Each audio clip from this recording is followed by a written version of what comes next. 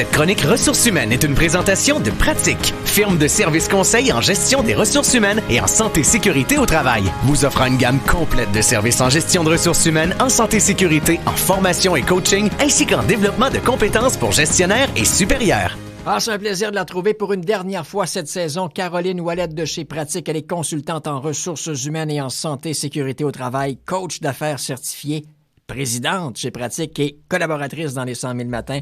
Bon matin, Caroline. Bon matin, Sylvain. Tu vas bien? Oui, très bien. Je me suis ennuyé sérieusement au cours des 4 dernières semaines, mais ça a fait du bien. Et puis, moi, je repars. Toi, c'est ta dernière. Tu nous parles de quoi pour cette dernière chronique? L'importance de décrocher. Ça tombe bien, tu viennes de vivre l'expérience. Oui. Tu vas pouvoir nous partager tes trucs à toi.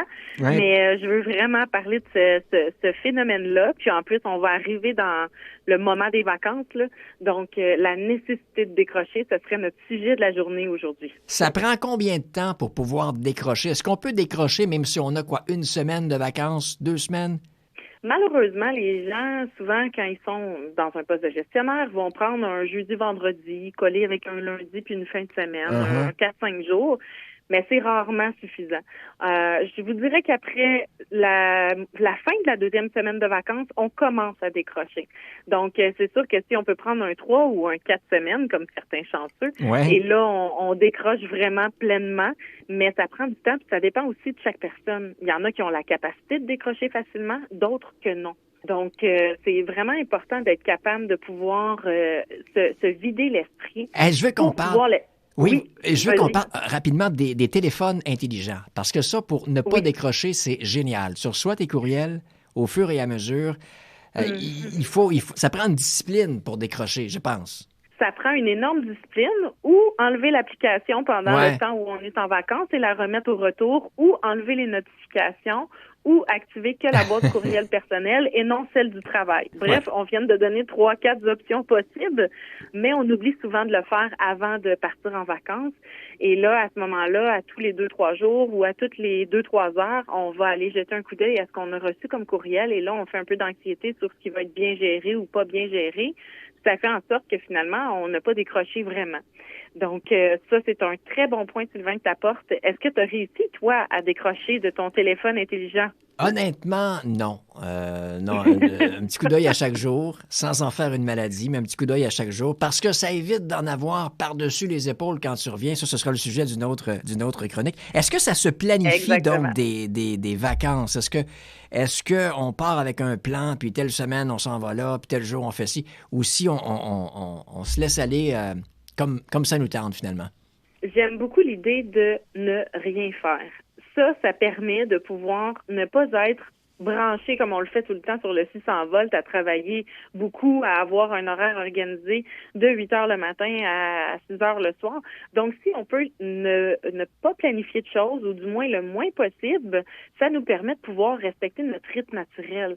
On a un rythme, autant se lever le matin. On peut avoir un cadran, se lever toujours à 6 heures, mais si j'écoute mon rythme naturel, rendu vers la fin de mes semaines de vacances, ça se peut qu'à 6h30, 7h, 8h, ce soit mon heure réelle à moi pour mon rythme.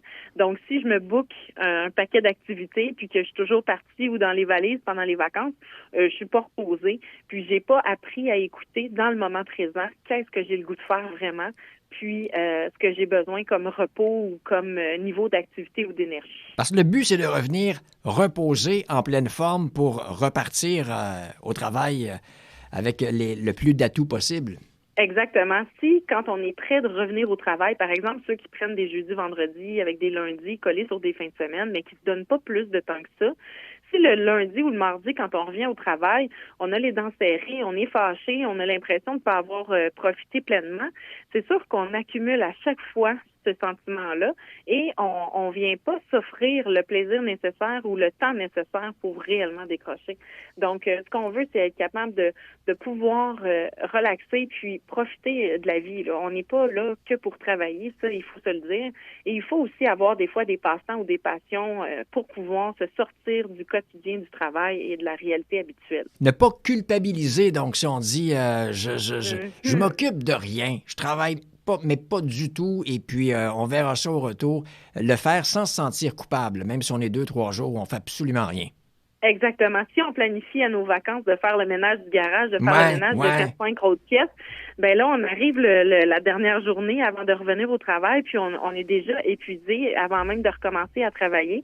Fait qu'on peut ne pas se sentir coupable, et c'est l'idéal, en fait, d'arriver à pas se sentir coupable, de ne pas faire plein de choses, de ne pas avoir planifié plein de choses, puis de juste être heureux de tout ce qui va se présenter à vous comme opportunité, parce que vous allez avoir laissé de l'espace aussi pour ces opportunités-là dans votre horaire de vacances et de décrochage. Ça me fait du bien de te parler ce matin. Je me sens moins coupable d'avoir à peu près rien fait. Je vais expliquer tout ça à ma blonde ce soir. Écoute, je te remercie beaucoup pour la chronique. C'était vraiment intéressant. Est-ce qu'on peut te recevoir en entreprise, je ne sais pas moi, avant la période des vacances, peut-être pour conseiller justement le personnel, afin que le personnel revienne en forme et prêt à amorcer une nouvelle année, nouvelle saison? Oui, clairement qu'on peut aider les gens à trouver une façon de décrocher, à faire certains exercices aussi pour se trouver des passions ou pour être capable de penser à soi.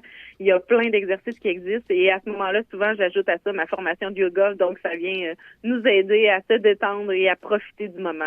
Pour te joindre, on le fait de quelle façon? Au www.pratique.ca. Caroline, bon été, bonnes vacances et puis on se reparle en septembre, fin du mois d'août.